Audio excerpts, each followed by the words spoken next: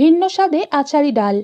প্রথমে মুসুর ডাল, মুগ ডাল আর মটর ডাল ভালোভাবে ধুয়ে 30 মিনিট ভিজিয়ে রাখতে হবে।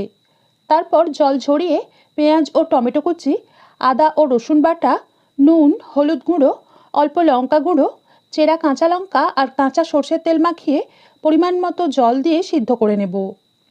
সেই সময়ে কালো সর্ষে, গোটা জিরে, মৌরি ও মেথি শুকনো খোলায় ভেজে গুঁড়িয়ে নেব। এদিকে ডাল সিদ্ধ হয়ে এলে অল্প চিনি ও বিট নুন মিশিয়ে নেব।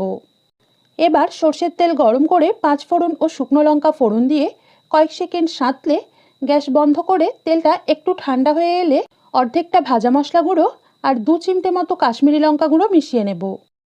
এরপর সিদ্ধ ডালে বাকি অর্ধেকটা ভাজা মশলা গুঁড়ো এবং ফোড়ন সহ তেলটা ঢেলে একটু নেড়েই অল্প ঝাল নোনতা আচারের মশলা মিশিয়ে গ্যাস বন্ধ করে দেব। আর শেষে হাফ চামচ মতো পাতিলেবুর রস মিশিয়ে নামিয়ে নেব।